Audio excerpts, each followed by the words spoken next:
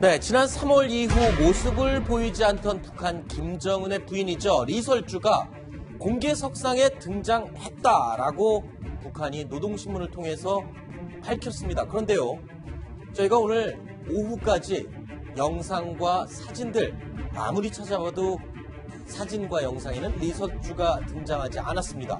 어떻게 된 겁니까, 이희종 기자? 네, 리설주의 모습은 일단 나오지 않고 있습니다. 오늘 노동신문, 북한의 당 기관이죠, 보도를 했는데요. 이번에 대륙간 탄도미사일 화성 14형 시험 발사를 성공하기 위해서 10일 날 성대한 연회를 열었다, 이렇게 보도를 했습니다. 여기에는 정부와 당 관계자들이 매우 많이 참석했는데 이름을 올렸습니다. 김영남 상미위원장, 황병석 총정치국장, 그리고 김정은의 아내인 이설주의 이름도 올렸는데 얼굴은 보이지 않았습니다. 네. 자, 연회 사진은 공개했는데 그리고 참석했다고 명단도 공개했지만 리설주의 모습이 보이지 않았습니다. 저희가 올해 들어서 리설주가 몇 번 공개석상에 등장했는지 표로 그려봤습니다. 지난 1월 금수산 태양궁전 참배 때 김정은과 나란히 모습을 보였고요. 석 달 뒤에 이 석 달 동안은 또 모습을 보이지 않았습니다. 그런데 3월에 북한의 식목일 행사에서 나무 심는 현장에 또 팔짱을 끼고 다정히 모습을 드러냈습니다. 그리고 또 3개월 만에 모습을 드러내는가 싶었는데 사진에는 등장하지 않았습니다. 사실은 이때 1월과 3월 3개월 동안 모습을 보이지 않았을 이 당시 김민지 기자, 출산설이 돌기도 했었죠. 네, 출산설은 지난해에도 9개월 동안 모습이 보이지 않으면서 혹시 출산을 한 것이 아니냐, 아들을 가지려고 한 것이 아니냐, 이런 얘기가 많이 나왔었는데요. 네. 그렇게 이야기는 알려졌지만 지금 현재 김정은에게는 딸 주의 양이 있는 것으로 알려진 것 외에는 따로 아들은 없는 것으로 나타났습니다. 네, 자, 안차질 소장님, 지금 이 상황을 어떻게 해석을 해야 될까요? 그러니까 노동신문에 공개를 했다. 그러니까 출석을 했다고 공개를 했는데 사진엔 등장하지 않고요. 그리고 지금까지 출산설, 김여정과의 불화설, 여러 가지 이야기가 있지 않습니까? 어떻게 봐야 되나요? 네, 이설주가 등장한다는 것은 뭔가 김정은의 고삐 뿔린 망아지처럼 나가는 강경 정치를 희석시키는 효과도 있습니다. 네. 그런데 이설주가 등장하고 말구를 결정하는 것은 제가 볼 땐 아마 김정은보다는 그의 동생, 프로파간다를 책임지고 있는 김여정이 주로 결정하지 않는가. 그런데 이제 앞에서 설명하신 대로 분명히 노동신문에는 공개했는데 나타나지 않았다. 네. 또 자료 화면에 보면은 김정은이 손을 들어 환호에 답례하는데 거기에 이설주의 자리가 있습니다. 의자도 있습니다. 좌석은 마련돼 네, 있는데요. 좌석은 마련돼 있는데 안 나왔다는 건 네. 뭔가 신체적으로 만삭이 됐다든지 이런 걸 공개할 수 없는 그런 뭔가 있는 것 같고, 아마 또 하나 더 요인이 있다면 김여정이 너무 이설주를 이렇게 부각시키는 데 대해서 약간의 견제가 있어서 또 그런 것은 아닌가, 이렇게도 볼 수는 있습니다. 네, 사실은 저희 취재진도요, 리설주의 모습이 나타나면, 확인이 되면 1월 달의 모습과 3월 달의 모습, 그리고 이번의 모습을 좀 비교를 해서 살이 쪘는지, 혹시 임신을 하진 않았는지 이런 부분을 비교를 하려고 했습니다만 북한에서 공개를 하지 않았습니다. 뭔가 이유가 분명히 있는 건 확실한 것 같습니다. 자, 조만간 또 리설주의 모습이 언제 또 등장할지 한번 기다려 보도록 하겠습니다. 자, 이런 가운데 북한이요, 공개한 영상에서 또 눈에 띄는 사람들이 있습니다. 특히 4사람입니다. 저희가 사진을 준비했는데요. 바로 미사일 개발에 앞장섰던, 혁혁한 공을 세웠던 4사람입니다. 김정식 당 군수공업부 부부장, 리병철 중앙위 제1부부장, 그리고 장창하 국방과학원장, 전일호 중앙위원, 이 4사람입니다. 왜냐하면요, 북한에서의 서열은 김정은 옆에 서 있느냐 아니냐에 따라서 결정이 된다고 봐도 과언이 아니죠. 그렇습니다. 네. 바로 좌우측에 누가 서느냐.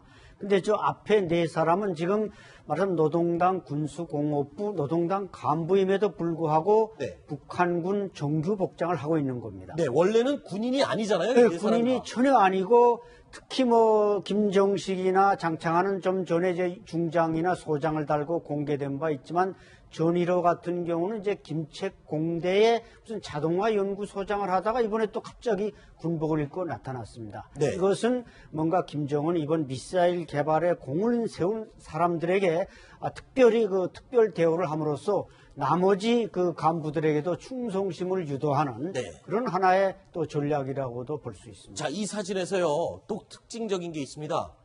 황병서 군 총정치국장. 원래 황병서가 이 근처에 있어야 될 원래 자리잖아요. 그렇죠. 그런데 옆으로 지금 밀려났다. 예. 그만큼 이번에 미사일 개발한 이 네 사람에 대해서 김정은이 훨씬 더 높이 충성심을 믿고 있다. 이렇게.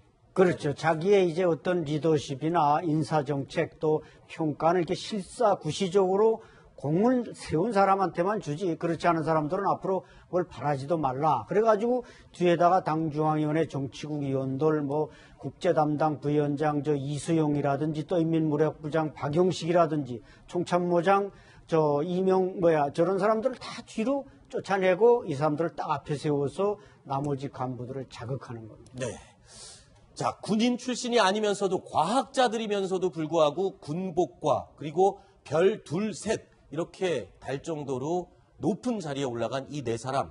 김정은이 굉장히 애착하고 예뻐하는 사람들인 건 분명합니다. 그런데요, 군부대 가운데서도 지금까지 정체가 명확하지 않았던 부대가 김정은이 굉장히 칭찬을 하고 아끼는 부대로 또 확인된 곳이 있습니다. 바로 조선인민군 전략군이라는 곳인데 어떤 곳인가요?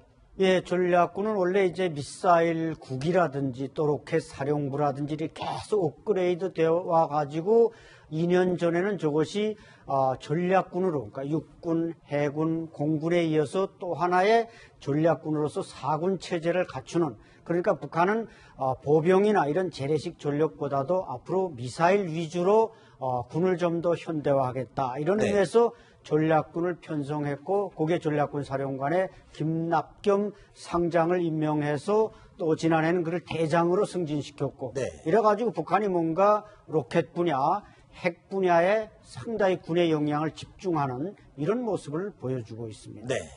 조금 전에 보여드렸던 김정은 바로 옆에 나란히 섰던 네 사람 가운데요. 장창하 이 국방과학원장, 최근 발사 성공한 ICBM 미사일, 이 화성 14호 미사일을 개발한 사람입니다. 목소리 한번 들어보시죠. 우리 국방과학자들과 기술 집단의 창조를 이기 전에 국가 핵무력 강화의 최고봉을 단숨에 점령하도록 정력적으로 이끌어주신 경려는 최고 사령관 동지의 기범 특출한 예지와 강연한대한 배짱의 고귀한 결정투이며 본심의 천만 고생과 빡빡군 위대한 본인이 살아있다!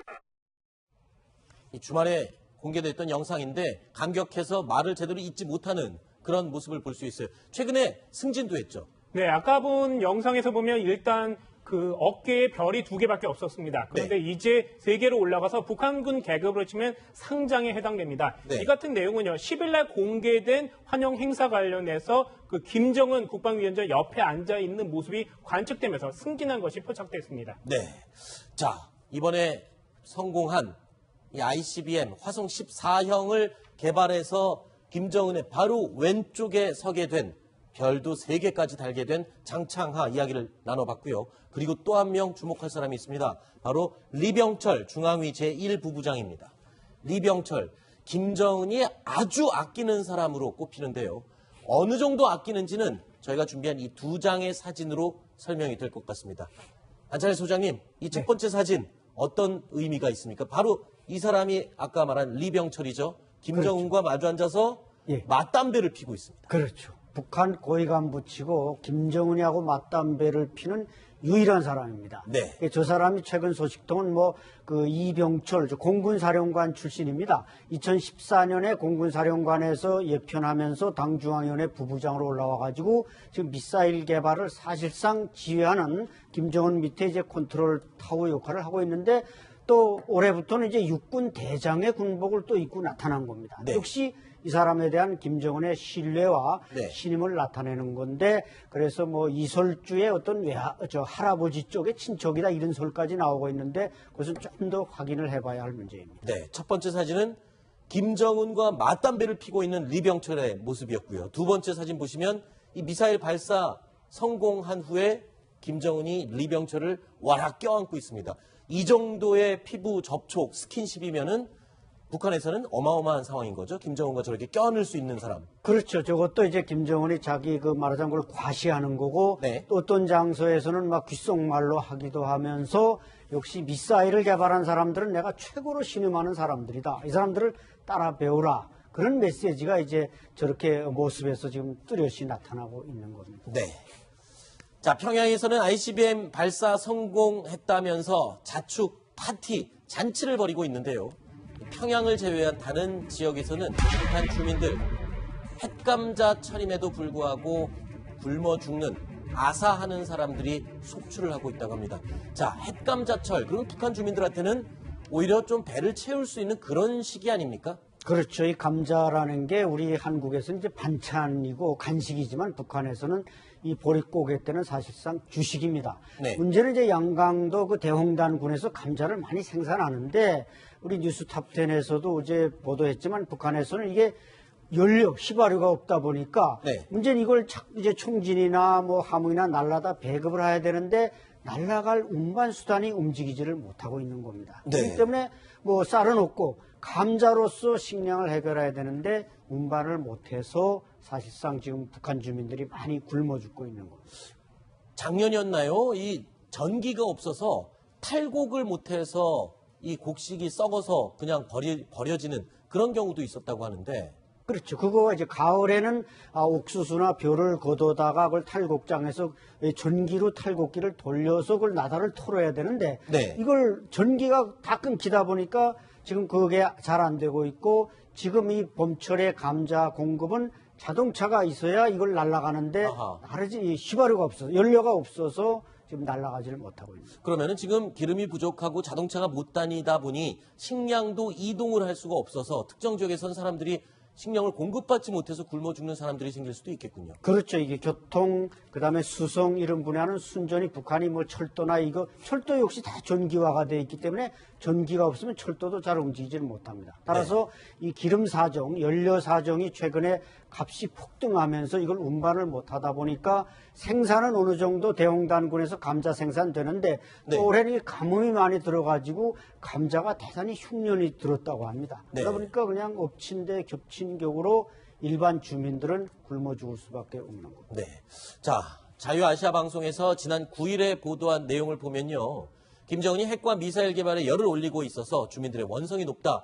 아사자가 발생하고 있는 상황에도 저렇게 대대적으로 지금 ICBM 발사 성공에 대한 자축 파티를, 잔치를 벌이고 있는 모습, 주민들이 보면 북한 주민들이 굉장히 원성이 높을 수밖에 없을 것 같습니다. 그렇죠. 그래서 지금 평양시에서 오늘 또 국정원이 발표했습니다만 사람들을 지금 내쫓고 있다는 건 평양시에서 내쫓고 예, 평양시 인구를 축소한다는데 네. 뭐 북한은 이게 평양시 인구를 고무줄처럼 마음대로 줄였다 늘렸다 하는데 행정구역을 잘라버리는 수도 있지만 지금 신흥 부자들이 많이 평양시에 들어와서 창광거리나 창전거리나 이 여명거리에 아파트를 투기를 하고 그러다 보니까 김정은이 아마 이 사람들을 이렇게 내쫓게 되는 것은 그 재산을 환수하는 것과 함께 뭔가 특혜를 줄 수 있는 사람들을 줄이려고 네. 이렇게 평양시에 대한 숙청을 지금 단행하고 있는 겁니다. 알겠습니다.